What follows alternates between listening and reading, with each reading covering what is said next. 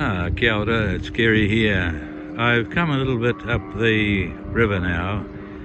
We've just come around the first bend and we're looking more clearly towards Tuakau, and at the on the hill up there at the end of what we're looking towards is a redoubt, Alexandra Redoubt, one of the places that the Crown troops came to before they invaded the Waikato.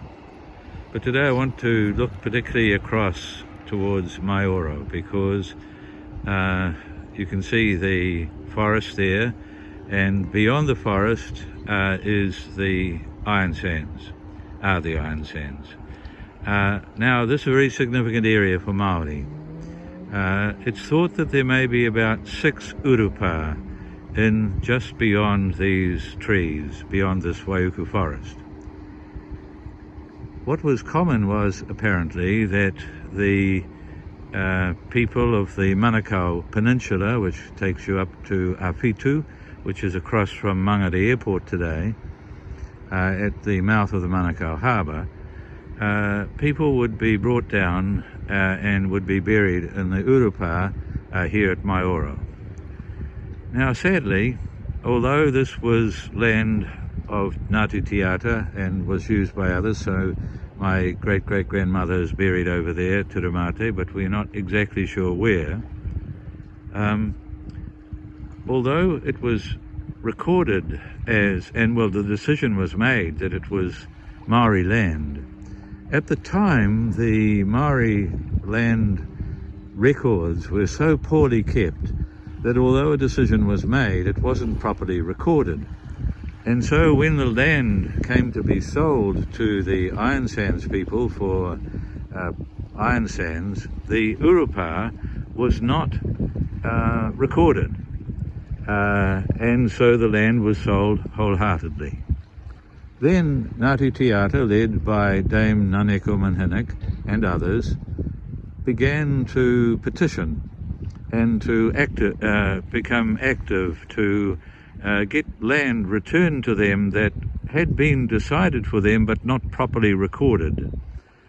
Well, what a rigmarole it was, and it's a terrible, terrible story of Māori persisting and persisting and persisting before the tribunal, before the courts, and eventually an agreement was reached with the Iron Sand people for not the return, well, for the protection of urupa as far as possible. In the meantime, of course, bones of ancestors kept appearing in the processed sand, and it was clear that in the mining of the sands, they had disturbed some of the urupa and had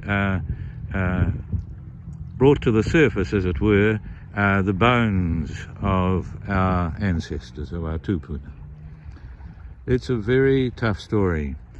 Now, Ngāti Tiata, which is the hapu north of here, on the northern side of the Waikato River, Ahapeni Kaihau, at the time of the Waikato War, indicated that he was going to protect Pākehā in the area.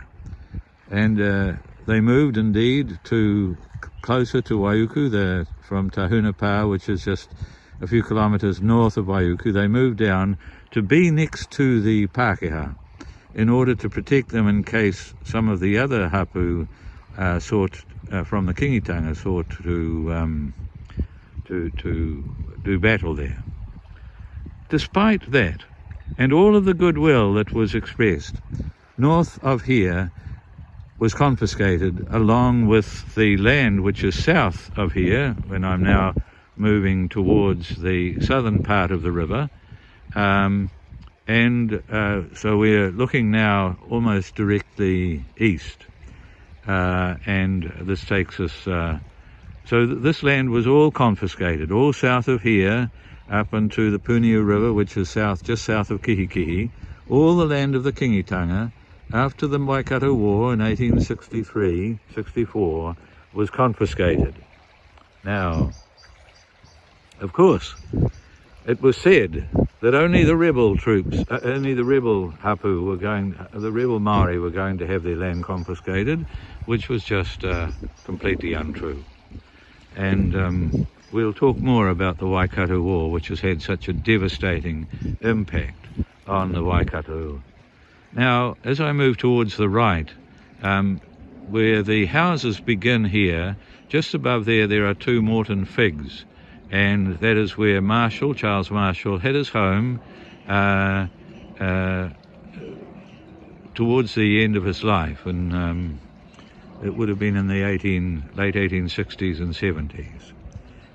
Previous to that, he had lived up the river, always on the banks of the river somewhere, but he'd lived up the river around Pukekawa, which is a small town just in inland from here, and prior to that just a little further inland on the banks of the Waikato River. But basically, and when he was here, he was the postmaster, the coast waiter, and kind of the various kind of positions that a Pākehā might be able to have.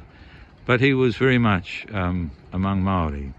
His last wife, Sophie Gray, when Turamate, my great-great-grandmother, and my great-great-grandfather separated in about 1868, over land, I understand it was over land, she said to him, you look after the girls because you will enable them to have a good education.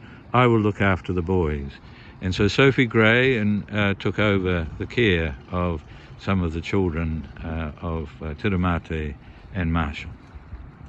Ka kite anō.